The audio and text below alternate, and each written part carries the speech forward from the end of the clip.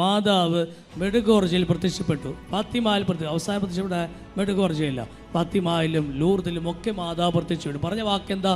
മക്കളെ അനുതപിക്കുവിൻ, അനുതപിക്കുവിൻ, നിങ്ങളുടെ പാപങ്ങളെ കുറിച്ചോർത്ത് പശ്ചാത്തപിക്കുവിൻ. എന്നിട്ടാണ് പറയുന്നത് ലോകത്തിൻ്റെ മാനസാന്തരത്തിന് വേണ്ടി ജപമാല ചൊല്ലി പ്രാർത്ഥിക്കുവിൻ. മെഡുഗോർജയിൽ പ്രത്യക്ഷപ്പെട്ട പല സ്ഥലങ്ങളിലും മാതാവ് പറഞ്ഞ വാക്ക് എന്താണെന്നറിയോ? അനുതപിക്കുവിൻ എന്ന് മാത്രമല്ല, സമയം അടുത്തെത്തിയിരിക്കുന്നു എന്ന് പറഞ്ഞാൽ മാതാവ് മെഡുഗോർജ പറഞ്ഞ അവസാനം നമ്മൾ സഭ വിശ്വസിക്കുന്നത്, അല്ലെങ്കിൽ നമ്മൾ വിശ്വസിക്കുന്നത് മെഡുഗോർജയിലെ പ്രത്യക്ഷീകരണമാണ് ഏറ്റവും അവസാനത്തെ പ്രത്യക്ഷീകരണം. ഇനി മാതാവ് ഒരു പരസ്യ പ്രത്യക്ഷീകരണം എങ്ങും ഉണ്ടാകില്ല എന്നാണ് സഭ വിശ്വസിക്കുന്നത്. കാരണം എന്താ? മറിയം മെഡുഗോർജയിൽ പ്രത്യക്ഷപ്പെട്ടു പറഞ്ഞ വാക്കെന്താ അറിയാമോ? സമയം അടുത്തിരിക്കുന്നു എന്ന് പറഞ്ഞാൽ ദൈവത്തിൻ്റെ കരുണയുടെ സമയം അവസാനിക്കാൻ പോകുന്നു. ഇനി വരാൻ പോകുന്ന നാളുകൾ എന്താ? അന്ത്യവിധിയുടെ നാളുകളാണ്. അതാ പറയാൻ ആഗ്രഹിക്കുക. അപ്പോൾ മറിയം വഴി ദൈവം ഇടപെടുകയാണ്. മറിയം പല സ്ഥലത്ത് പ്രത്യക്ഷപ്പെട്ടെന്ന് പറയുന്ന വാക്കെന്താ? അനുതപിക്കുക. ദൈവം മറിയത്തെ അയക്കുകയാണ്. അതായത് ദൈവത്തിൻ്റെ കാരുണ്യത്തിന് പാത്രമായി നിങ്ങൾ അനുതപിച്ച് ദൈവത്തിങ്കിലേക്ക് തിരിയാനായിട്ട് നമ്മുടെ അടുക്കലേക്ക് മറിയത്തെ കർത്താവ് അയക്കുകയാണ്. ആ മറിയം പ്രത്യക്ഷപ്പെട്ട് പറയുകയാണ്, നിങ്ങൾ അനുതപിക്കണം, പ്രാർത്ഥിക്കണം, മാനസാന്തരപ്പെടണം, ജപമാല പ്രാർത്ഥിക്കണമെന്നൊക്കെ പറഞ്ഞിട്ട് ആ മറിയം പോകുന്നത്. ഒടുവിൽ മെഡുഗോർജയിൽ വെച്ച് മാതാവ് എന്ത് പറഞ്ഞു? ഇനി ദൈവത്തിൻ്റെ കരുണ അവസാനിക്കുന്ന സമയങ്ങൾ കടന്നു വരിക. അപ്പോൾ മറിയം മെഡുഗോർജയിൽ പ്രത്യക്ഷപ്പെട്ടുകൊണ്ട് തൻ്റെ അവസാനത്തെ പ്രത്യക്ഷീകരണം എന്ന് പലതവണ പറയുമ്പോൾ നമ്മൾ ഓർക്കണം, ഇനിയൊരു പ്രത്യക്ഷീകരണം ഉണ്ടാകില്ല എന്ന് പറഞ്ഞാൽ രക്ഷാകര ചരിത്രത്തിൽ നമുക്ക് വേണ്ടി സംസാരിക്കാൻ മറിയം ഉണ്ടെന്നൊക്കെ നമ്മൾ പറയുന്നുണ്ട്. ഈ മറിയം പറയുന്നത് എന്താ? നിങ്ങൾ അനുതപിക്കണം, അനുതപിച്ചാൽ നിങ്ങൾ രക്ഷപ്പെടും. മറിയത്തിൻ്റെ ജോലി പൂർത്തിയാവുകയെന്നാണ് സഭ പഠിപ്പിക്കുന്നത്. അതായത് മറിയം നമുക്ക് വേണ്ടി പ്രത്യക്ഷപ്പെട്ട് നമ്മളോട് സന്ദേശങ്ങൾ നൽകുന്ന സമയം അവസാനിച്ചുകൊണ്ടിരിക്കുന്നു, അല്ലെങ്കിൽ അവസാനിക്കാറായി എന്നാ പറയുക. എന്ന് പറഞ്ഞാൽ അതെന്താ ഓർമ്മപ്പെടുത്തുന്നത്? കർത്താവിൻ്റെ വിധിയുടെ സമയം അടുത്ത് വന്നുകൊണ്ടിരിക്കുകയാണെന്ന് തന്നെയാണ് പറയാൻ ആഗ്രഹിക്കുക. അതുകൊണ്ട് പ്രിയപ്പെട്ടവരെ, മറിയത്തിൻ്റെ മക്കളെന്നൊക്കെ പറയുമ്പോൾ നിങ്ങൾ വിചാരിക്കരുത് നമുക്കിങ്ങനെ നമുക്ക് തോന്നിയ പോലെയൊക്കെ ജീവിക്കാം, നമ്മുടെ സ്വന്തം സുഖങ്ങൾക്ക് വേണ്ടിയൊക്കെ ജീവിക്കാമെന്ന് വിചാരിക്കരുത്. സമയം അടുത്തുകൊണ്ടിരിക്കുക. നമുക്ക് ചുറ്റും കാണുന്ന കാലങ്ങളുടെ മാറ്റങ്ങളൊക്കെ കാണുമ്പോൾ നമ്മൾ മനസ്സിലാക്കേണ്ടത് എന്താ? ഏതാണ്ടൊക്കെ ഉറപ്പിക്കാറായി വരുന്നു, കാലമൊക്കെ അടുത്തടുത്ത് വരികയാണ്. വചനം പറയുന്നത് യുദ്ധങ്ങളും വിനാശങ്ങളും ഒക്കെ കേൾക്കുമ്പോൾ നിങ്ങൾ ഭയപ്പെടരുത്, ശിരസ്സുയർത്തി നോക്കുവേൻ, നിങ്ങളുടെ രക്ഷയുടെ സമയം സമീപസ്ഥമായിരിക്കുന്നു പറയുക. എന്താ രക്ഷയുടെ സമയം? കർത്താവിന് ഇതിന് സമയമാണ്. അപ്പോൾ നമുക്ക് ചുറ്റുമുള്ള അങ്കലാവപ്പെടുത്തുന്ന വാർത്തകൾ കേൾക്കുമ്പോൾ, ഭയാനകമായ കാര്യങ്ങൾ കാണുകയും കേൾക്കുകയും ചെയ്യുമ്പോഴൊക്കെ നമ്മൾ വിചാരിക്കരുത്, നമുക്ക് കുഴപ്പമൊന്നുമില്ലല്ലോ, ഇവിടെ പ്രശ്നമൊന്നുമില്ലല്ലോ എന്ന് വിചാരിക്കരുത്. പ്രിയപ്പെട്ടവരെ, ഇതൊക്കെ മാതാവ് മുൻകൂട്ടി പറഞ്ഞ കാര്യങ്ങളാണ്, ഇതൊക്കെ മാതാവ് തന്ന സത്യങ്ങളാണ്, വെളിപ്പെടുത്തലുകളാണ്. അപ്പോൾ അതുകൊണ്ട് ഈ വെളിപ്പെടുത്തൽ മനസ്സിലാക്കാതെ ആരെങ്കിലുമൊക്കെ പറയുന്നത് കേട്ട് മറിയത്തെ ചുരുട്ടിക്കുട്ടിക്കളയാൻ നിന്ന് കഴിഞ്ഞാൽ പ്രിയപ്പെട്ടവരെ, നമുക്ക് ലഭിക്കാൻ പോകുന്നത് ദൈവത്തിൻ്റെ വലിയ ശിക്ഷയായിരിക്കും. അപ്പോൾ മറിയത്തിലൂടെയാണ് ക്രിസ്തു നമ്മുടെ ജീവിതത്തിൽ ഇടപെടുന്നത് എന്നോർക്കണം. മാതാവിനെ കുറിച്ച് വ്യക്തതയില്ലാത്തത് കൊണ്ടാണ് പലപ്പോഴും മറിയത്തിലേക്ക് നമ്മൾ ആകർഷിക്കപ്പെടാതെ പോകുന്നത്. ഈ ആകർഷണം ശക്തമാകാതെ പോകുന്നത് കൊണ്ടാണ് ആരെങ്കിലുമൊക്കെ വന്ന് എന്തെങ്കിലും പറയുമ്പോൾ നമ്മൾ ഈ ജപമാലയൊക്കെ ചുരുട്ടിക്കൂട്ടിയെടുത്ത് കായലിൽ കളയാനായിട്ട് നമ്മൾ പോകുന്നത്. അപ്പോൾ നമുക്ക് ഒരു കാര്യത്തിൽ മാത്രം ഇന്ന് ചിന്തിക്കാം. നമുക്കറിയാം, മാതാവിനെ കുറിച്ച് നമ്മൾ ഏറ്റവും കൂടുതൽ വിമർശിക്കപ്പെടുന്ന ഒരു വാക്കാണ് സ്ത്രീ എന്നുള്ളത്. അത് ഏറ്റവും കൂടുതലായിട്ട് നമ്മൾ വിമർശിക്കുന്ന ഭാഗം യോഹന്നാൻ്റെ സുവിശേഷം കാനായിലെ കല്യാണം വരുന്ന മറിയം പറഞ്ഞു അവർക്ക് വീഞ്ഞില്ല. ഈശോ പറഞ്ഞ വാക്കെന്താ? സ്ത്രീയെ എനിക്കും നിനക്കും എന്ത്? ഈ ഒരു വചനം എടുത്തിട്ടാണ് മാതാവിനെ കുറിച്ചുള്ള കാര്യങ്ങൾ നമ്മളെ ആശയക്കുഴപ്പത്തിലാക്കുന്നത്. ക്രിസ്തു മാതാവിനെ സ്ത്രീ എന്ന് വിളിച്ചു എന്ന് പറഞ്ഞാൽ അവൾ ക്രിസ്തുവിൻ്റെ അമ്മയാണ്. പക്ഷേ അവൾ ആദരിക്കപ്പെടേണ്ടവളല്ല, അവൾ സ്നേഹിക്കപ്പെടേണ്ടവളല്ല, നമ്മളാരും അവളെ അനുകരിക്കേണ്ട കാര്യമില്ല എന്ന് കാണിക്കാൻ വേണ്ടി കർത്താവ് അവളെ മാറ്റി നിർത്തി. അതായത് ക്രിസ്തുവിൻ്റെ ദൗത്യത്തിൽ മാതാവിനൊരു പങ്കുമില്ല എന്ന് പറഞ്ഞ് ക്രിസ്തു മറിയത്തെ മാറ്റി നിർത്തി എന്ന് പറഞ്ഞുകൊണ്ടാണ് നമ്മളെയൊക്കെ പലപ്പോഴും ക്രൂശിക്കാനായിട്ട് വരാറുള്ളത്. മറിയത്തെക്കുറിച്ചൊക്കെ ധ്യാനിക്കുന്ന സമയത്ത് നമ്മൾ ഇങ്ങനെ ആരെങ്കിലുമൊക്കെ വന്ന് എന്തെങ്കിലുമൊക്കെ പറയുമ്പോൾ നമ്മൾ ഉടനെ ശരിയാണല്ലോ, ക്രിസ്തു മറിയത്തെ സ്ത്രീ എന്ന് വിളിച്ച് അപമാനിച്ചല്ലോ എന്ന് പറഞ്ഞിട്ട് ഇറങ്ങിപ്പോവുകയല്ല വേണ്ടുന്നത്. മറിച്ച് അതിൻ്റെ യാഥാർത്ഥ്യങ്ങൾ മനസ്സിലാക്കണം, അതിൻ്റെ പഠനങ്ങളിലേക്ക് നമ്മൾ പോകണം. അപ്പോൾ എന്താ പറയുക? ബൈബിള് പറയുക, ഈസഹ സ്ത്രീയെ. ഇത് വെറും ഒരു സ്ത്രീയല്ല, ഇത് സാധാരണ സ്ത്രീക്ക് വിളിക്കുന്ന പേരല്ല. അല്ലെങ്കിൽ സ്ത്രാ എന്നോ സ്ത്രൂ എന്ന സംസ്കൃത പദത്തിൽ എല്ലാ സ്ത്രീകളെയും നോക്കി വിളിക്കത്തില്ല. ഇവിടെ ഇരിക്കുന്ന എല്ലാവരെയും നോക്കി സ്ത്രാ എന്ന് വിളിക്കാൻ പറ്റത്തില്ല, സ്ത്രീ എന്ന് വിളിക്കാൻ പറ്റത്തില്ല. കാരണം എന്താ അറിയാമോ, ഇപ്പോൾ വിളിക്കുന്നുണ്ട്, അത് സാധാരണ ഭാഷ. ബൈബിളിൻ്റെ ഭാഷയിൽ ഇവിടെ ഇരിക്കുന്ന എല്ലാവരെയും സ്ത്രീ എന്ന് വിളിക്കാൻ പറ്റത്തില്ല. സ്ത്രീ എന്ന് വിളിക്കണമെങ്കിൽ ബൈബിളിൻ്റെ ഭാഷയിൽ പറഞ്ഞാൽ നീ അനുഗ്രഹിക്കപ്പെട്ടവളാണ്, നീ ഭാഗ്യപ്പെട്ടവളാണ് എന്ന വാക്കാണ് ആ വാക്കിൻ്റെ അർത്ഥം.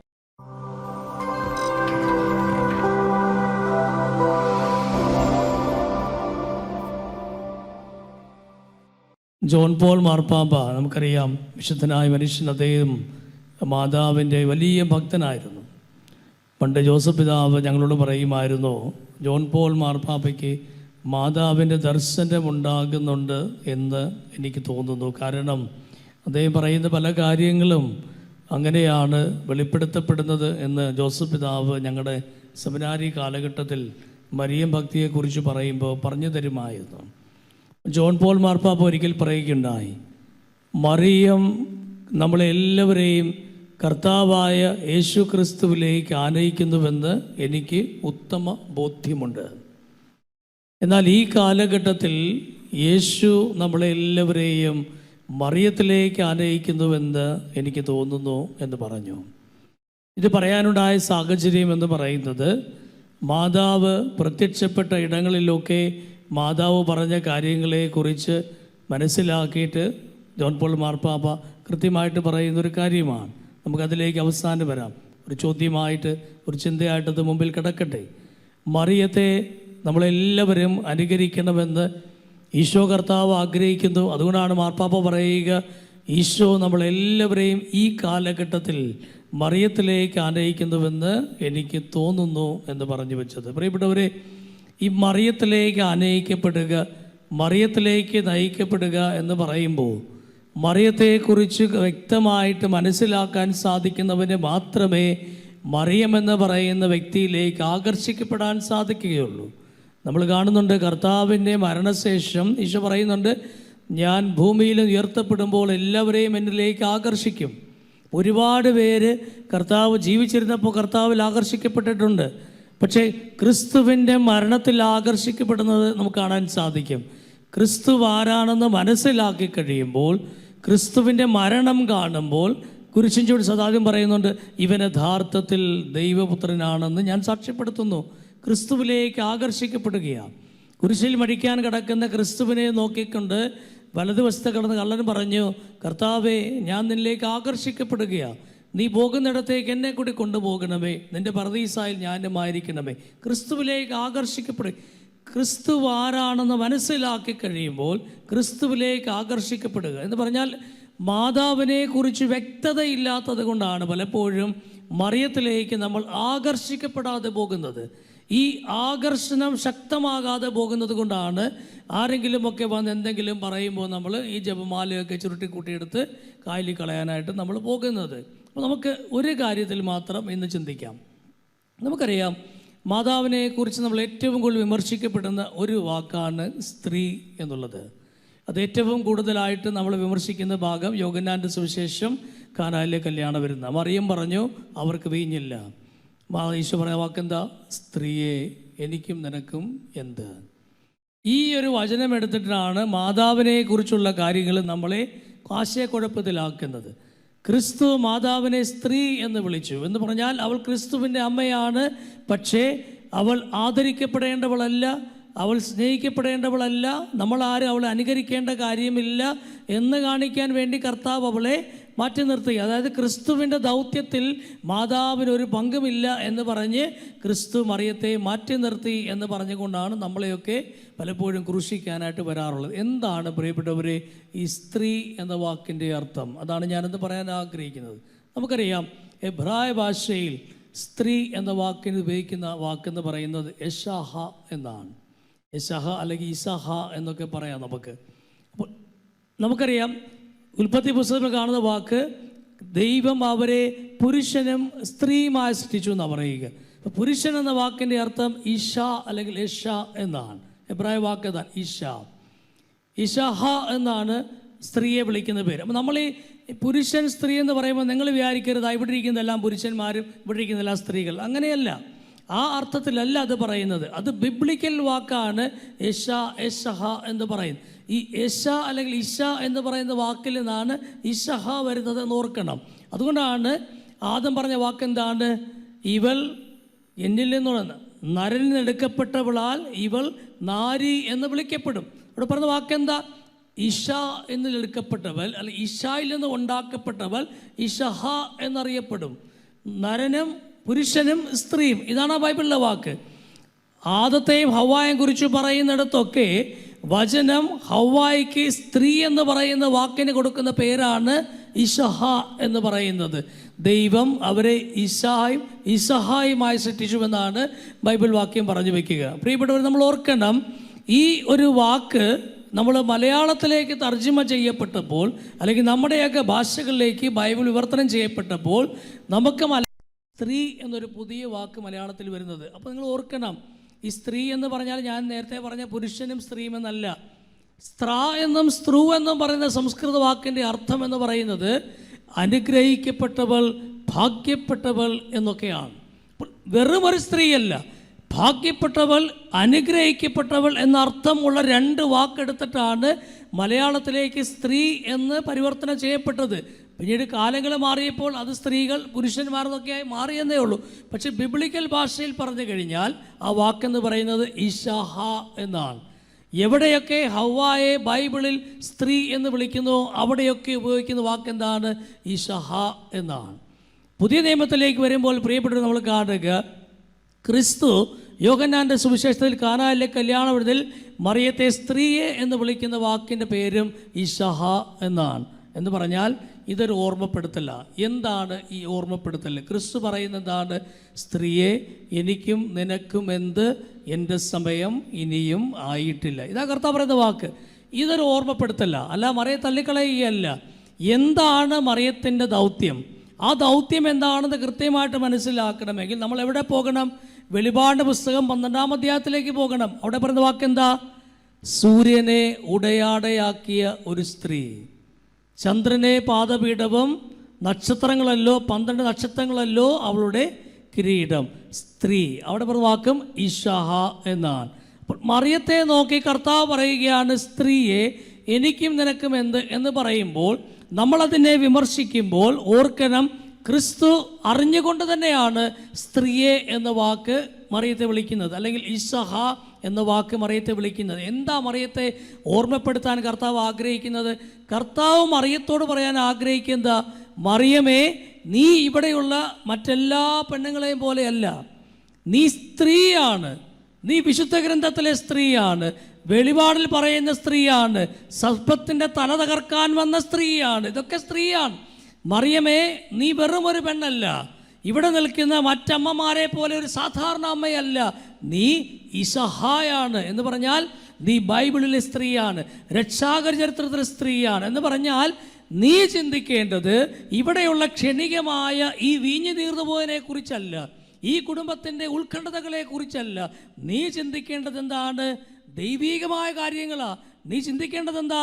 രക്ഷാകര ചരിത്രത്തിൽ ക്രിസ്തുവെന്ന എന്നെ സഹായിക്കാൻ നീ വഹിക്കേണ്ട വലിയ പങ്കിനെ കുറിച്ചാണ്. എന്ന് പറഞ്ഞാൽ നിന്റെ ജീവിതത്തിലേക്ക് വരാൻ പോകുന്ന കാര്യങ്ങളെക്കുറിച്ച് നീ ചിന്തിക്കണം. അതുകൊണ്ടാണ് ക്രിസ്തു പറയുക, എൻ്റെ സമയം ഇനിയും ആയിട്ടില്ല. ഈ സമയമാകുമ്പോഴാണ് ക്രിസ്തുവിൻ്റെ മരണത്തിൻ്റെ സമയത്ത് ക്രിസ്തുവിൻ്റെ അമ്മയുടെ സ്ഥാനം ഊട്ടിയുറപ്പിക്കപ്പെടുന്നത്. ഓർക്കണം, യോഹന്നാന്റെ സുവിശേഷം കർത്താവ് മരിക്കുന്ന സമയം എന്താ പറയുക? ഈശോ കുരിശിൽ കിടന്ന് തനിക്ക് മരിക്കേണ്ട സമയമായി. എന്താ പറയുക? ഗെത്സമനി തോട്ടത്തിൽ വെച്ച് സമയമായി, മനുഷ്യപുത്രൻ മഹത്വപ്പെടേണ്ട സമയമായിരിക്കുന്നു, നമുക്ക് പോകാം. കർത്താവിൻ്റെ പീഡാസഹനവും കുരിശുമരണവുമാണ് ക്രിസ്തുവിൻ്റെ സമയമെന്ന് പറയുന്നത്. ഈ സമയത്തിന് വേണ്ടിയാണ് മറിയവും ഒരുങ്ങേണ്ടത്. അത് നമ്മൾ കാണുന്നുണ്ട്. കർത്താവ് ഗെത്സമനി തോട്ടത്തിൽ പോയി രക്തം വിയർത്ത് പ്രാർത്ഥിച്ച് അവിടെ നിന്നും കുരിശിലേക്ക് പോകുന്ന സമയത്ത് നമുക്ക് കാണാൻ സാധിക്കും, രക്ഷാകര ചരിത്രത്തിലെ സ്ത്രീയായ മറിയം ക്രിസ്തുവിൻ്റെ കൂടെ തന്നെ ഇങ്ങനെ പുറകെ അനുഗമിക്കുന്ന കാഴ്ച കാണാൻ നമുക്ക് സാധിക്കും. നമ്മൾ വായിക്കാറില്ലേ, 2 ഹൃദയങ്ങൾ 4 കണ്ണുകളിലൊക്കെ നമ്മൾ ഈ ശിലുവപാതയിൽ പ്രാർത്ഥിക്കുന്ന പ്രാർത്ഥന നമുക്കറിയാം. ക്രിസ്തുവിൻ്റെ കുരിശിൻ്റെ കൂടെ പോകുന്ന മറിയം. ഇനി നമ്മൾ നോക്കണം, യോഹന്നാന്റെ സുവിശേഷം ക്രിസ്തു മരിക്കുന്ന സമയത്ത്, തൻ്റെ അവസാന ശ്വാസത്തിൻ്റെ സമയത്ത് ക്രിസ്തു താഴേക്ക് നോക്കി മറിയത്തെ വിളിക്കുന്ന പേരെന്താ? വീണ്ടും ഉപയോഗിക്കുന്ന വാക്കെന്താ? മറിയമേ എന്നല്ല, ഉപയോഗിക്കുന്ന വാക്കെന്താ? ഈസഹ, സ്ത്രീയെ ഇതാ നിന്റെ മകൻ. ഈസഹ എന്താ ഇത്? ഇതൊരു ഓർമ്മപ്പെടുത്തല. അതായത് ഈ ഒരു സമയത്തിന് വേണ്ടിയാണ് മറിയമേ നീ സൃഷ്ടിക്കപ്പെട്ടിരിക്കുന്നത്. എന്താ വെച്ചാൽ ക്രിസ്തുവിനെ പ്രസവിക്കാൻ വേണ്ടി മാത്രമല്ല, ക്രിസ്തുവിൻ്റെ മരണത്തിന് സാക്ഷിയാകാൻ, ക്രിസ്തുവിൻ്റെ മരണശേഷം ക്രിസ്തുവിൻ്റെ മക്കളെ എല്ലാവരെയും ചേർത്ത് പിടിച്ചുകൊണ്ട് അവരെ വിശ്വാസത്തിലേക്ക്, സ്വർഗത്തിലേക്ക് നയിക്കാൻ വിളിക്കപ്പെട്ടവളാണ് നീ. അപ്പം നീ ഈ പറയുന്ന പോലെ ഈ കല്യാണ വീട്ടിലെ വിരുന്നല്ല നിൻ്റെ പ്രശ്നം, ഈ വീഞ്ഞല്ല നിൻ്റെ പ്രശ്നം. ഇതൊന്നൊരു പ്രശ്നമല്ല. യഥാർത്ഥമായ നിൻ്റെ ജീവിതത്തിൽ കർത്താവ് ഒരുക്കി വച്ചിരിക്കുന്ന വലിയ വലിയ ദൗത്യങ്ങൾ വരാൻ പോകുന്നു. നീ അതിലേക്ക് ശ്രദ്ധിക്കുവിൻ എന്ന് പറഞ്ഞിട്ടാണ് ക്രിസ്തു പറയുന്നത്, ഈസഹ, സ്ത്രീയെ എനിക്കും നിനക്കും എന്ത്? എൻ്റെ സമയം ഇനിയും ആയിട്ടില്ല.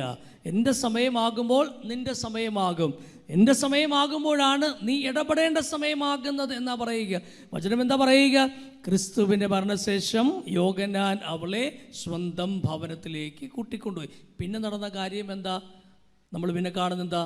നടപടി പുസ്തകത്തിൽ കാണുന്ന കാര്യമാണ്. എന്താണ്?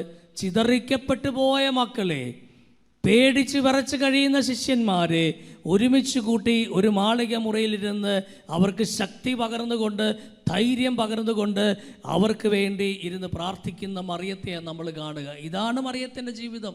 ഇതാണ് ഈശോ പറയുക, ഈസഹ, നിന്റെ ദൗത്യം എന്താ? ചിതറിക്കപ്പെട്ടു പോകുന്ന മക്കളെ ഒരുമിച്ച് കൂട്ടാനാണ്. ഈ വേദനയിൽ കഴിയുന്ന മക്കളെ, ആദിയിൽ കഴിയുന്ന മക്കളെ ഒരുമിച്ച് കൂട്ടി ശക്തിപ്പെടുത്താനാണ് നിൻ്റെ ദൗത്യം. അല്ലാതെ ഈ ഒരു കുടുംബത്തിൻ്റെ കാര്യം നോക്കലല്ല നിൻ്റെ ദൗത്യം എന്ന് ഓർമ്മപ്പെടുത്താൻ വേണ്ടിയാണ് പ്രിയപ്പെട്ടവരെ മറിയത്തെ നോക്കി ക്രിസ്തു ഈ വാക്ക് ഉപയോഗിക്കുന്നത്. നമ്മൾ കാണുന്നു മർക്കോസ് സുവിശേഷത്തിൽ ക്രിസ്തുവിന് ചിത്തഭ്രമമുണ്ടായെന്ന് പറയുന്നുണ്ട്. അതായത് ക്രിസ്തുവിന് മാനസിക വിഭ്രാന്തി ഉണ്ടായി. അവൻ പിശാചുകളെ പുറത്തിറക്കുന്നത് പിശാചുകൾ തന്നെ ബെൽസെബൂലിനെ കൊണ്ടാണെന്നൊക്കെ പറഞ്ഞ് വിമർശനങ്ങൾ ഉണ്ടായിക്കഴിഞ്ഞപ്പോൾ ആളുകൾ മുഴുവൻ പറയാൻ തുടങ്ങി, കർത്താവിൻ്റെ വട്ടായി പോയെന്നവർ, നമ്മുടെ ഭാഷയെ പറയാൻ ഭ്രാന്ത് പിടിച്ചു എന്നാണ് പറയുക.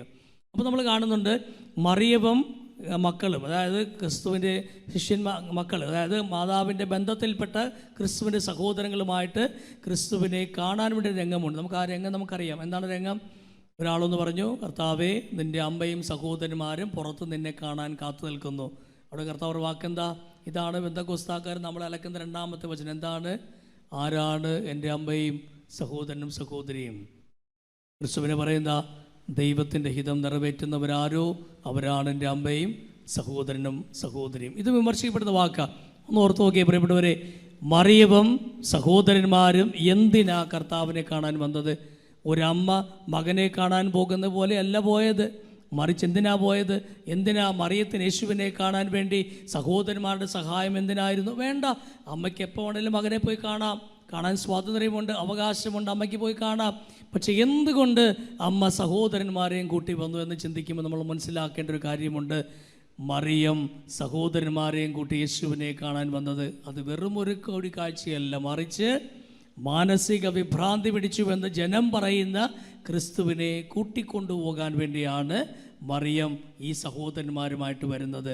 എന്ന് പറഞ്ഞാൽ യേശു വന്നില്ലെങ്കിൽ ബലമായി പിടിച്ചു കൊണ്ടുപോകാൻ വേണ്ടി തന്നെ ആയിരിക്കണം ഈ സഹോദരന്മാരെയും കൂട്ടിക്കൊണ്ട് മറിയം ക്രിസ്തുവിനെ കാണാൻ വരുന്നത്. ഇവിടെയാണ് ഈശോ പറയുന്നത്, ആരാണ് എൻ്റെ അമ്മയും സഹോദരനും സഹോദരിയും? മറിയത്തെ തള്ളിക്കളയല്ല, ഇതും ഒരു ഓർമ്മപ്പെടുത്തല. എന്താ ഓർമ്മപ്പെടുത്തൽ? ദൈവത്തിൻ്റെ ഹിതം നിറവേറ്റുന്നവനാരോ അവരാണ് എൻ്റെ അമ്മയും സഹോദരനും സഹോദരിയും. എന്താ ഈ താക്കീത്? ഈ താക്കീത് ശിഷ്യന്മാർക്കുള്ളതല്ല, ഈ താക്കീത് മറിയത്തിനുള്ള താക്കീതാ. എന്താ താക്കീത്? മറിയമേ, നീ ജനം പറയേണ്ടത് കേൾക്കേണ്ടവളല്ല, നീ ആരുടെ ഹിതം നിറവേറ്റേണ്ടവളാണ്? നീ പിതാവായ ദൈവത്തിൻ്റെ ഹിതം നിറവേറ്റേണ്ടവളാണ് എന്ന് ക്രിസ്തു ആ ഒറ്റ വാക്കിൽ പറഞ്ഞു വയ്ക്കുക. പിന്നെ മറിയം യേശുവിനെ കാണാൻ നിന്നതായിട്ട് നമ്മൾ കാണുന്നില്ല. മറിയം യേശുവിനെ കാണാതെ സഹോദരന്മാരെയും കൂട്ടിക്കൊണ്ട് തിരിച്ചുപോയി. കാരണം എന്താ? ആ ഒരു വചനത്തിലൂടെ മറിയത്തിന് മനസ്സിലായി എന്താണ് യേശു ചെയ്യുന്നത്? ദൈവത്തിൻ്റെ പ്രവൃത്തികളാണ്. ഞാനും ആ ദൈവത്തിൻ്റെ ഹിതമനുസരിച്ച് വിട്ടുകൊടുക്കേണ്ടവളാണെന്ന് തിരിച്ചറിവോടുകൂടി മറിയം പിൻവാങ്ങുന്നതായിട്ട് നമുക്ക് കാണാൻ സാധിക്കും. പ്രിയപ്പെട്ടവരെ, ഓർത്തു നോക്കിയേ, ഈ ഒരു വചനത്തിന് ശേഷം മറിയം പിന്നെ ഒരു വാക്ക് പോലും മിണ്ടുന്നില്ല ബൈബിളിൽ. അവിടെ വെച്ചാണ് മറിയത്തിൻ്റെ നിശബ്ദ സാന്നിധ്യം ക്രിസ്തുവിനെ പുറകെ പോകാനായിട്ട് തുടങ്ങുന്നത് ഓർക്കണം. അപ്പോൾ നമ്മൾ മറിയത്തെക്കുറിച്ചൊക്കെ ധ്യാനിക്കുന്ന സമയത്ത് നമ്മൾ ഇങ്ങനെ ആരെങ്കിലുമൊക്കെ വന്ന് എന്തെങ്കിലുമൊക്കെ പറയുമ്പോൾ നമ്മൾ ഉടനെ ശരിയാണല്ലോ, ക്രിസ്തു മറിയത്തെ സ്ത്രീ എന്ന് വിളിച്ച് അപമാനിച്ചല്ലോ എന്ന് പറഞ്ഞിട്ട് ഇറങ്ങിപ്പോവുകയല്ല വേണ്ടുന്നത്. മറിച്ച് അതിൻ്റെ യാഥാർത്ഥ്യങ്ങൾ മനസ്സിലാക്കണം, അതിൻ്റെ പഠനങ്ങളിലേക്ക് നമ്മൾ പോകണം. അപ്പോൾ എന്താ പറയുക? ബൈബിൾ പറയുക, ഈസഹ സ്ത്രീയെ. ഇത് വെറും ഒരു സ്ത്രീയല്ല, ഇത് സാധാരണ സ്ത്രീക്ക് വിളിക്കുന്ന പേരല്ല. അല്ലെങ്കിൽ സ്ത്രാ എന്നോ സ്ത്രീ എന്ന സംസ്കൃത പദത്തിൽ എല്ലാ സ്ത്രീകളെ നോക്കി വിളിക്കത്തില്ല. ഇവിടെ ഇരിക്കുന്ന എല്ലാവരെയും നോക്കി സ്ത്രാ എന്ന് വിളിക്കാൻ പറ്റത്തില്ല, സ്ത്രീ എന്ന് വിളിക്കാൻ പറ്റത്തില്ല. കാരണം എന്താ അറിയാമോ? ഇപ്പോൾ വിളിക്കുന്നുണ്ട്, അത് സാധാരണ ഭാഷ. ബൈബിളിൻ്റെ ഭാഷയിൽ ഇവിടെ ഇരിക്കുന്ന എല്ലാവരെയും സ്ത്രീ എന്ന് വിളിക്കാൻ പറ്റത്തില്ല. സ്ത്രീ എന്ന് വിളിക്കണമെങ്കിൽ ബൈബിളിൻ്റെ ഭാഷയിൽ പറഞ്ഞാൽ നീ അനുഗ്രഹിക്കപ്പെട്ടവളാണ്, നീ ഭാഗ്യപ്പെട്ടവളാണ് എന്ന വാക്കാണ് ആ വാക്കിൻ്റെ അർത്ഥം. മറിയമേ എന്ന് പറഞ്ഞാൽ ആ വാക്കിൻ്റെ അർത്ഥം എന്താ? ഭാഗ്യപ്പെട്ടവൾ, അനുഗ്രഹിക്കപ്പെട്ടവൾ എന്നാണ്. അതുകൊണ്ട് കർത്താവ് സ്ത്രീ എന്ന് വിളിക്കുന്നെങ്കിൽ അതിനൊറ്റ അർത്ഥമേ ഉള്ളൂ. മറിയത്തെ നോക്കി വിമർശിക്കുകയല്ല, മറിച്ച് ഒരു ഓർമ്മപ്പെടുത്തൽ, ഒരു താക്കീത്. മറിയമേ, നീ വെളിപാട് പുസ്തകത്തിലെ സ്ത്രീയാണ്. ഉൽപ്പത്തി പുസ്തകം സർപ്പത്തിൻ്റെ തലയെ തകർക്കാൻ വന്ന സ്ത്രീയാണ് എന്ന് പറഞ്ഞാൽ സാത്താനെ കൊല്ലാൻ വന്നവളാണ് നീ. നീ മറന്നു പോകരുത്, നിൻ്റെ ദൗത്യം വളരെ വലുതാണ്. ഇതൊന്നുമല്ല, ഈ വീഞ്ഞു തീർന്നു പോയതോ കുടുംബത്തിൻ്റെ ആവശ്യങ്ങളൊന്നുമല്ല, അതിനേക്കാളുമൊക്കെ വലുതാണ് നിൻ്റെ ജീവിതത്തിൻ്റെ ദൗത്യമെന്ന് മനസ്സിലാക്കി കൊടുക്കാൻ ഈശോ ഉപയോഗിച്ച വാക്കാണ് സ്ത്രീയെ. അതുകൊണ്ടാണ് ആ വാക്ക് തന്നെ കർത്താവ് കുരിശിൻ ചുവട്ടിൽ വെച്ച് വീണ്ടും മാതാവിനെ നോക്കി വിളിക്കും, സ്ത്രീയെ, ഇതാ നിൻ്റെ മകൻ. മറിയത്തിൻ്റെ തിരുനാൾ ആഘോഷിക്കുമ്പോൾ പ്രിയപ്പെട്ടവരെ, നമുക്ക് അമ്മയെ മുറുക്കെ പിടിക്കാം. അമ്മയുടെ ഈ പ്രാർത്ഥനയും ധ്യാനവും ആദിസ്യവും ഒക്കെ നമ്മുടെ ജീവിതത്തിൽ എപ്പോഴും വേണം. പാപ്പ പറയുന്നത് എന്താ? ഈ അവസാന നാളുകളിൽ ക്രിസ്തു നമ്മെ ഓരോരുത്തരെയും തൻ്റെ അമ്മയിലേക്ക് ആനയിക്കുന്നുവെന്ന് എനിക്ക് തോന്നുന്നു. ആദ്യം പറയുന്ന വാക്കെന്താ? മറിയം നമ്മളെല്ലാവരെയും ക്രിസ്തുവിലേക്ക് ആനയിക്കുന്നുവെന്ന് എനിക്ക് ഉത്തമ ബോധ്യമുണ്ട്. എന്നാൽ ഈ കാലഘട്ടത്തിൽ ക്രിസ്തു നമ്മെ എല്ലാവരെയും മറിയത്തിലേക്ക് ആനയിക്കുന്നുവെന്ന് എനിക്ക് ബോധ്യമുണ്ട്. എന്താ ഈ ബോധ്യം? എന്താ വാപ്പ പറഞ്ഞു വയ്ക്കാൻ ആഗ്രഹിക്കുന്നത്? നമുക്കറിയാം, മാതാവ് മെഡുഗോർജയിൽ പ്രത്യക്ഷപ്പെട്ടു, ഫാത്തിമയിൽ അവസാനം പ്രത്യക്ഷപ്പെട്ട മെഡുഗോർജയില്ല, ഫാത്തിമയിലും ലൂർദിലും ഒക്കെ മാതാവ് പ്രത്യക്ഷപ്പെട്ടു. പറഞ്ഞ വാക്കെന്താ? മക്കളെ, അനുതപിക്കുവിൻ, അനുതപിക്കുവിൻ, നിങ്ങളുടെ പാപങ്ങളെക്കുറിച്ചോർത്ത് പശ്ചാത്തപിക്കുവിൻ. എന്നിട്ടാണ് പറയുന്നത്, ലോകത്തിൻ്റെ മാനസാന്തരത്തിന് വേണ്ടി ജപമാല ചൊല്ലി പ്രാർത്ഥിക്കുവിൻ. മെഡുഗോർജയിൽ പ്രത്യക്ഷപ്പെട്ട പല സ്ഥലങ്ങളിലും മാതാവ് പറഞ്ഞ വാക്കെന്താണെന്നറിയോ? അനുതപിക്കുവിൻ എന്ന് മാത്രമല്ല, സമയം അടുത്തെത്തിയിരിക്കുന്നു എന്ന് പറഞ്ഞാൽ മാതാവ് മെഡുഗോർജ പറഞ്ഞ അവസാനം നമ്മൾ സഭ വിശ്വസിക്കുന്നത്, അല്ലെങ്കിൽ നമ്മൾ വിശ്വസിക്കുന്നത്, മെഡുഗോർജയിലെ പ്രത്യക്ഷീകരണമാണ് ഏറ്റവും അവസാനത്തെ പ്രത്യക്ഷീകരണം. ഇനി മാതാവ് ഒരു പരസ്യ പ്രത്യക്ഷീകരണം എങ്ങും ഉണ്ടാകില്ല എന്നാണ് സഭ വിശ്വസിക്കുന്നത്. കാരണം എന്താ? മറിയം മെഡുഗോർജയിൽ പ്രത്യക്ഷപ്പെട്ടു പറഞ്ഞ വാക്കെന്താ അറിയാമോ? സമയം അടുത്തിരിക്കുന്നു എന്ന് പറഞ്ഞാൽ ദൈവത്തിൻ്റെ കരുണയുടെ സമയം അവസാനിക്കാൻ പോകുന്നു. ഇനി വരാൻ പോകുന്ന നാളുകൾ എന്താ? അന്ത്യവിധിയുടെ നാളുകളാണ്. അതാ പറയാൻ ആഗ്രഹിക്കുക. ഇപ്പോൾ മറിയം വഴി ദൈവം ഇടപെടുകയാണ്. മറിയം പല സ്ഥലത്തും പ്രത്യക്ഷപ്പെട്ടത് പറയുന്ന വാക്കെന്താ? അനുതപിക്കുക. ദൈവം മറിയത്തെ അയക്കുകയാണ്. അതായത് ദൈവത്തിൻ്റെ കാരുണ്യത്തിന് പാത്രമായി നിങ്ങൾ അനുതപിച്ച് ദൈവത്തിങ്കിലേക്ക് തിരിയാനായിട്ട് നമ്മുടെ അടുക്കലേക്ക് മറിയത്തെ കർത്താവ് അയക്കുകയാണ്. ആ മറിയം പ്രത്യക്ഷപ്പെട്ട് പറയുകയാണ്, നിങ്ങൾ അനുതപിക്കണം, പ്രാർത്ഥിക്കണം, മാനസാന്തരപ്പെടണം, ജപമാല പ്രാർത്ഥിക്കണമെന്നൊക്കെ പറഞ്ഞിട്ട് ആ മറിയം പോകുന്നത്. ഒടുവിൽ മെഡുഗോറിൽ വെച്ച് മാതാവ് എന്ത് പറഞ്ഞു? ഇനി ദൈവത്തിൻ്റെ കരുണ അവസാനിക്കുന്ന സമയങ്ങൾ കടന്നു വരികയാണ്. വാക്കെന്താ ഉദ്ദേശിക്കുന്നത്? നമ്മൾ അന്ത്യവിധിയെക്കുറിച്ച് പറയും, നമ്മൾ പറയും ദൈവം ഭയങ്കര കാരുണ്യവാനാണ്, ദൈവത്തിന് സ്നേഹമാണ് ഒക്കെ നമ്മൾ പറയുന്നുണ്ട്. പക്ഷേ എന്താ അന്ത്യവിധി പറയുന്നതാ? നമ്മളെല്ലാം ചുരുട്ടിക്കൂട്ടി സൈഡിലോട്ട് മാറ്റി. സുവിശേഷം പറയുന്നതാ? കളകളൊക്കെ കെട്ടി മാറ്റിവെക്കുവേൻ, തീയിലെറിയപ്പെടാൻ മാറ്റിവെക്കുവേൻ, നല്ലതൊക്കെ എൻ്റെ ധാന്യപ്പുരയിൽ ശേഖരിക്കുക. അന്ത്യവിധിയെക്കുറിച്ചാണ്. വരാൻ പോകുന്ന അന്ത്യവിധി എന്ന് പറഞ്ഞാൽ അവിടെ വരാൻ പോകുന്നത് ദൈവത്തിൻ്റെ കാരുണ്യമല്ല, അവിടെ വരാൻ പോകുന്നത് വിധിയാണ്. നിന്റെ പ്രവൃത്തികൾക്കനുസരിച്ചുള്ള വിധി നടക്കാൻ പോവുകയാണ്. നീ മാനസാന്തരപ്പെട്ടില്ലെങ്കിൽ, നീ ഐക്യപ്പെട്ടില്ലെങ്കിൽ, നീ ദൈവത്തിങ്കിലേക്ക് പിന്തിരിഞ്ഞില്ലെങ്കിൽ നീ നിത്യ നരകാഗ്നിയിലേക്ക് തള്ളപ്പെടാൻ പോവുകയാണ്. അതായത് അവിടെ വരാൻ പോകുന്നത് കർത്താവിൻ്റെ കാരുണ്യമല്ല, കർത്താവിൻ്റെ നീതിയോടുകൂടിയുള്ള വിധിയാണ് വരാൻ പോകുന്നത്. ഈ വിധിയെ മാറ്റിമറിക്കാനാണ് മറിയം നമ്മൾ പറയുന്നത്, നിങ്ങൾ മാനസാന്തരപ്പെടുവിൻ, പ്രാർത്ഥിക്കുവിൻ, ജപമാല പ്രാർത്ഥിക്കുവിൻ എന്നൊക്കെ പറയും. അപ്പോൾ മറിയം മെഡുഗോർജയിൽ പ്രത്യക്ഷപ്പെട്ടുകൊണ്ട് തൻ്റെ അവസാനത്തെ പ്രത്യക്ഷീകരണം എന്ന് പലതവണ പറയുമ്പോൾ നമ്മൾ ഓർക്കണം, ഇനിയൊരു പ്രത്യക്ഷീകരണം ഉണ്ടാകില്ല എന്ന് പറഞ്ഞാൽ രക്ഷാകര ചരിത്രത്തിൽ നമുക്ക് വേണ്ടി സംസാരിക്കാൻ മറിയമുണ്ടെന്നൊക്കെ നമ്മൾ പറയുന്നുണ്ട്. ഈ മറിയം പറയുന്നത് എന്താ? നിങ്ങൾ അനുതപിക്കണം, അനുതപിച്ചാൽ നിങ്ങൾ രക്ഷപ്പെടും. മറിയത്തിൻ്റെ ജോലി പൂർത്തിയാവുകയാണ് സഭ പഠിപ്പിക്കുന്നത്. അതായത് മറിയം നമുക്ക് വേണ്ടി പ്രത്യക്ഷപ്പെട്ട് നമ്മളോട് സന്ദേശങ്ങൾ നൽകുന്ന സമയം അവസാനിച്ചു കൊണ്ടിരിക്കുന്നു, അല്ലെങ്കിൽ അവസാനിക്കാറായി എന്നാ പറയുക. എന്ന് പറഞ്ഞാൽ അതെന്താ ഓർമ്മപ്പെടുത്തുന്നത്? കർത്താവിൻ്റെ വിധിയുടെ സമയം അടുത്ത് വന്നുകൊണ്ടിരിക്കുകയാണെന്ന് തന്നെയാണ് പറയാൻ ആഗ്രഹിക്കുക. അത് പ്രിയപ്പെട്ടവരെ, മറിയത്തിൻ്റെ മക്കളെന്നൊക്കെ പറയുമ്പോൾ നിങ്ങൾ വിചാരിക്കരുത് നമുക്കിങ്ങനെ നമുക്ക് തോന്നിയ പോലെയൊക്കെ ജീവിക്കാം, നമ്മുടെ സ്വന്തം സുഖങ്ങൾക്ക് വേണ്ടിയൊക്കെ ജീവിക്കാമെന്ന് വിചാരിക്കരുത്. സമയം അടുത്തുകൊണ്ടിരിക്കുക. നമുക്ക് ചുറ്റും കാണുന്ന കാലങ്ങളുടെ മാറ്റങ്ങളൊക്കെ കാണുമ്പോൾ നമ്മൾ മനസ്സിലാക്കേണ്ടത് എന്താ? ഏതാണ്ടൊക്കെ ഉറപ്പിക്കാറായി വരുന്നു, കാലമൊക്കെ അടുത്തടുത്ത് വരികയാണ്.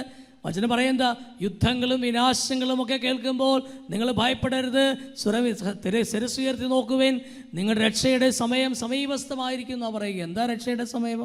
രക്ഷയുടെ കർത്താവിന് ഇതിന് സമയമാണ്. ഇപ്പം നമുക്ക് ചുറ്റുമുള്ള അങ്കലാവപ്പെടുത്തുന്ന വാർത്തകൾ കേൾക്കുമ്പോൾ, ഭയാനകമായ കാര്യങ്ങൾ കാണുകയും കേൾക്കുകയും ചെയ്യുമ്പോഴൊക്കെ നമ്മൾ വിചാരിക്കരുത് നമുക്ക് കുഴപ്പമൊന്നും ഇല്ലല്ലോ, ഇവിടെ പ്രശ്നമൊന്നും ഇല്ലല്ലോ എന്ന് വിചാരിക്കരുത്. പ്രിയപ്പെട്ടവരെ, ഇതൊക്കെ മാതാവ് മുൻകൂട്ടി പറഞ്ഞ കാര്യങ്ങളാണ്, ഇതൊക്കെ മാതാവ് തന്ന സത്യങ്ങളാണ്, വെളിപ്പെടുത്തലുകളാണ്. അപ്പോൾ അതുകൊണ്ട് ഈ വെളിപ്പെടുത്തൽ മനസ്സിലാക്കാതെ ആരെങ്കിലുമൊക്കെ പറയുന്നത് കേട്ട് മറിയത്തെ ചുരുട്ടിക്കുട്ടിക്കളയാൻ നിന്ന് കഴിഞ്ഞാൽ പ്രിയപ്പെട്ടവരെ, നമുക്ക് ലഭിക്കാൻ പോകുന്നത് ദൈവത്തിൻ്റെ വലിയ ശിക്ഷയായിരിക്കും. അപ്പോൾ മറിയത്തിലൂടെയാണ് ക്രിസ്തു നമ്മുടെ ജീവിതത്തിൽ ഇടപെടുന്നത് എന്നോർക്കണം. മറിയത്തിലൂടെയാണ് ക്രിസ്തു നമ്മുടെ ജീവിതത്തിൽ സംസാരിക്കുന്നതെന്ന് ഓർക്കണം. അത് വെളിപാടുകൾ മാത്രമല്ല, മറിയത്തിൻ്റെ പ്രത്യക്ഷീകരണങ്ങൾ മാത്രമല്ല, മറിച്ച് ഓരോ ദിവസവും ജപമാല പ്രാർത്ഥിക്കുമ്പോൾ, ഓരോ സമയം മാതാവിൻ്റെ സന്നിധിയിൽ പോയി പ്രാർത്ഥിക്കുമ്പോഴൊക്കെ മറിയം നമ്മോട് സംസാരിക്കുന്നുണ്ട്, നമുക്ക് വേണ്ടി സംസാരിക്കുന്നുണ്ട്. ഈ ഒരു യാഥാർത്ഥ്യം മനസ്സിലാക്കിയിട്ട് വേണം പ്രിയപ്പെട്ടവരെ, അമ്മയെടുത്ത് പുറത്ത് കളയാൻ നിൽക്കുന്നവർ ഒന്ന് വീണ്ടും വിചാരത്തോടുകൂടി ചിന്തിക്കേണ്ടത്. നമുക്ക് മറിയത്തെ മുറുകെ പിടിക്കാം. മറിയത്തിൻ്റെ മാധ്യസ്ഥം നമുക്ക് ആവശ്യമാണ്, മറിയത്തിൻ്റെ സഹായം നമുക്ക് ആവശ്യമാണ്. കാരണം നമ്മുടെ ജീവിതത്തിൽ തകർന്നു പോകുമ്പോൾ, തളർന്നു പോകുമ്പോൾ ശിഷ്യന്മാരെ ബലപ്പെടുത്തിയ അമ്മയുടെ സാന്നിധ്യം, പ്രാർത്ഥന, ഇതൊക്കെ നമ്മുടെ ജീവിതത്തിൽ അനിവാര്യമായ കാര്യമാണ്. അത് നിസ്സാരമായിട്ട് കാണരുത് നമ്മൾ. ആ പ്രാർത്ഥന എത്രമാത്രം ആ ശിഷ്യന്മാരെ ശക്തിപ്പെടുത്തി, മാത്രമല്ല അവരെ എത്രമാത്രം പരിശുദ്ധാത്മാവിനെ സ്വീകരിക്കാനായിട്ട് ഒരുക്കിക്കൊണ്ടുവന്നുവെന്ന് വചനം വായിക്കുമ്പോൾ കാണാൻ സാധിക്കും. തളർച്ചയുടെ നിമിഷങ്ങളിൽ, തകർന്നു പോകുന്ന സമയങ്ങളിലൊക്കെ അമ്മ കൂടെ ഉണ്ടെങ്കിൽ പ്രിയപ്പെട്ടവരെ, ആത്മീയ അഭിഷേകം കൊണ്ട് നിറയപ്പെടും നമ്മളൊക്കെ. അഭിഷേകത്തിന് ശക്തിയാൽ പ്രസംഗിക്കാൻ സാധിക്കും നമുക്കൊക്കെ. നമ്മുടെ ജീവിത കർത്തവ്യങ്ങൾ ഭംഗിയായി നിറവേറ്റാൻ നമുക്ക് സാധിക്കും. ഇതൊക്കെ മാതാവ് നൽകുന്ന സന്ദേശങ്ങളാണ്. അപ്പോൾ ഈ സന്ദേശങ്ങളൊക്കെ മുറുകെ പിടിച്ചുകൊണ്ട് ജീവിക്കാൻ നമുക്ക് ശ്രമിക്കാം. ഈ തിരുനാൾ നമ്മൾ എല്ലാവരെയും വിളിക്കുന്നത് ഈ ഒരു സ്നേഹത്തിലേക്കാണ്, ഈ ഒരു വിശ്വാസത്തിലേക്കാണ്, ഈ ഒരു സഹനത്തിലേക്കാണ്. ഒരു കാര്യം പ്രത്യേകം ഓർത്തേക്കണം, മറിയം ഏറ്റവും കൂടുതൽ ശക്തമാകുന്നത്, മറിയം ഏറ്റവും വെളിപ്പെടുത്തുന്ന സമയം എപ്പോഴാണ് അറിയോ? കർത്താവിനെ കുരിശിൻ ചുവട്ടില്ല. അതേപോലെ രക്ഷാകരത്തിൻ്റെ ആ സമയത്താണ് മറിയം ലോകത്തിന് വെളിപ്പെടുത്തപ്പെടുന്നത്. മറിയം യേശുവിൻ്റെ അമ്മയാണ്, പക്ഷെ മറിയം സഭയുടെ അമ്മയാണ്, എല്ലാവരുടെയും അമ്മയാണ് എന്ന് വെളിപ്പെടുത്തപ്പെടുന്ന സമയം എപ്പോഴാണ്? കർത്താവ് മരിക്കുന്ന സമയത്താണ്, കർത്താവിൻ്റെ പങ്കപ്പാണ്ട സമയത്ത്, അല്ലെങ്കിൽ ഹൃദയം പൊട്ടി നിലവിളിക്കുന്ന സമയത്താണ് അമ്മയെ നോക്കി ഈശോ പറയുക, സ്ത്രീയെ ഇതാ നിൻ്റെ മകൻ എന്ന് പറയുന്നത്. അപ്പം ഓർത്തേക്കണം, നമുക്ക് നമ്മുടെ ജീവിതത്തിൻ്റെ സായാഹ്നങ്ങളിലൊക്കെ, നമ്മുടെ ജീവിതത്തിൻ്റെ കുരിശുകളൊക്കെ വയ്ക്കുന്ന സമയത്ത്, ദുരിതങ്ങളൊക്കെ വയ്ക്കുന്ന സമയത്ത് നിങ്ങൾ ഓർക്കണം, നിങ്ങൾക്ക് ആ വേദനയുടെ അങ്ങേ അറ്റത്ത് നിൽക്കുന്ന ഒരമ്മയാണ് നിങ്ങൾക്ക് ദൈവം നൽകിയത്. അതുകൊണ്ട് ആ അമ്മ നമ്മുടെ ജീവിതത്തിൽ എത്ര വലിയ വേദനയാണെങ്കിൽ, ഈ ലോകത്തിൽ ഇന്ന് വരെയും ഒരമ്മയും ഇത്രയും വേദന സഹിച്ച് കാണത്തില്ല. അപ്പോൾ നമ്മുടെയൊക്കെ വേദന നിസ്സാരമായി കണക്കാക്കുമോ? പക്ഷേ എങ്കിലും നമ്മുടെയൊക്കെ വേദനയുടെ സമയത്ത്, സായാഹ്നങ്ങളുടെ സമയത്തൊക്കെ നമ്മൾ അമ്മയെ മുറുകെ പിടിക്കുമ്പോൾ പ്രിയപ്പെട്ടവരെ, നമ്മളെ മനസ്സിലാക്കാൻ സാധിക്കുന്ന, നമ്മുടെ വേദന മനസ്സിലാക്കാൻ സാധിക്കുന്ന ഒരു അമ്മ നമ്മുടെ കൂടെയുണ്ട്. ഈ ഒരു യാഥാർത്ഥ്യം നമ്മൾ മറന്നു പോകരുത്. അമ്മയോട് പ്രാർത്ഥിക്കുമ്പോൾ, അമ്മയുടെ ജപമാല കയ്യിലെടുക്കുമ്പോൾ, തീർത്ഥാടന കേന്ദ്രങ്ങളിലേക്ക് പോകുമ്പോഴൊക്കെ നമ്മൾ ചിന്തിക്കേണ്ടത് ഈ വലിയ സ്നേഹത്തെക്കുറിച്ചാണ്. ഈ സ്നേഹത്തിലൂടെയാണ് പ്രിയപ്പെട്ടവരെ നമ്മളെല്ലാവരും രക്ഷിക്കപ്പെടാൻ പോകുന്നത് എന്ന് മറന്നു പോകരുത്. ഈ ഒരു ബോധ്യത്തിലേക്ക് തിരുനാൾ നമ്മൾ നയിക്കട്ടെ എന്ന് പ്രാർത്ഥിക്കുന്നു. പരിശുദ്ധ അമ്മയുടെ ശക്തമായ മാധ്യസ്ഥം നിങ്ങൾക്ക് എല്ലാവർക്കും ഉണ്ടാകട്ടെ. എല്ലാവർക്കും ഈ തിരുനാളിൻ്റെ എല്ലാ നന്മകളും പ്രാർത്ഥനകളും ഏറ്റവും സ്നേഹത്തോടെ നേരുന്നു. ആമേൻ.